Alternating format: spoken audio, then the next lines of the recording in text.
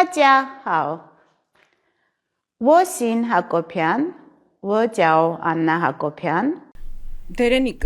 չիներեն նոր խոսել սովորող եւ նորաձև կրթվող այս տիկինը հենց 2018 թվականից արդեն իր ագահության չափաբաժինը միանգամից ցույց տվեց եւ չկարողացավ թաքցնել, եթե հիշում ես Նիկոլ Փաշինյանի հետ շատ արագ ինքը սկսեց մեկնել շրջագայությունների ինքնաթիռով։ Ծրիա, էլի։ Դե ասում եմ մեկա ծրիա, ինքնաթիռում են բասկաթոռը դատար կա,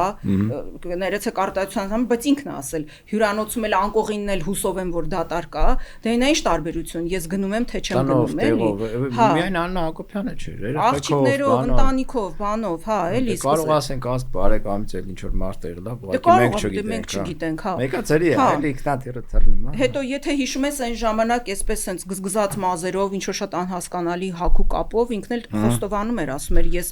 ճաշակ չունեմ, ես պարտադիր պիտի դիզայներ ունենամ ինձ հետ, վարսավիրին էին տանում իրենց բոլոր շրջագայություններին եւ այլն։ Հետո շատ արագ զարգացավ, շատ արագ ինքը հասկացավ գումար հավաքելու այդ փող աշխատելու մեթոդները ու հիմա արդեն բանը հասել է նրան, որ Աննա Հակոբյանի հետ ընտրելու համար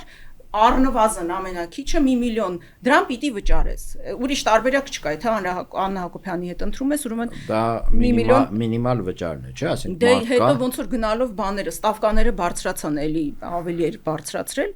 ու իր հիմնադրած այդ հիմնադրամը, ինչպես որ դու ասացիր, արդեն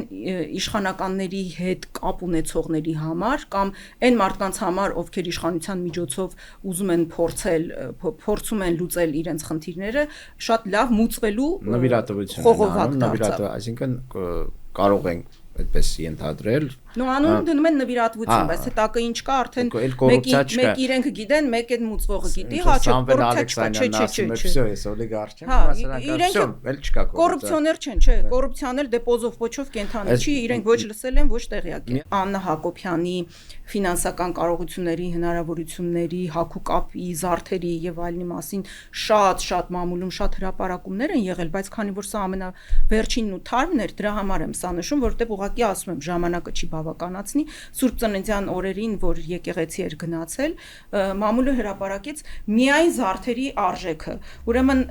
կրում էր իտալական բրենդի Աֆրոդիտե հավաքածուի զարդերը, ականջողերի արժեքը շուրջ 2.5 միլիոն դրամ, վզնոցինը 3.5 միլիոն դրամ, մատանու արժեքը շուրջ 2 միլիոն դրամ։ Այսինքն ընդհանուր իր այդ զարդերի արժեքը 8 միլիոն դրամ էր։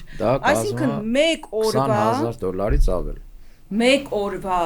ընդամենը զարդերը հագուստի մասին չենք խոսում, դե մնացած այն պետական այդ բան, մադավատ բան դրանց մասին էլ չենք ասում, թե այդ օրվա համար ինչքան գումար է ծախսվել, որ ինքը ակետից տեղափոխվի բկետ ու գնա այդ բաներին, հա, Փաշազադեի հրահանգով եկեղեցու հարցակման այդ շրջանակներում պատարակին մասնակցի։ Այսինքն մեկ օրվա զարդը Աննա Հակոբյանի 8 միլիոն դրամ է, հարգելի քաղաքացիներ։ Հիմա դուք նայեք, դուք կարողանում եք 8 միլիոն դրամ մեկ օր ձեզ համար զարդեր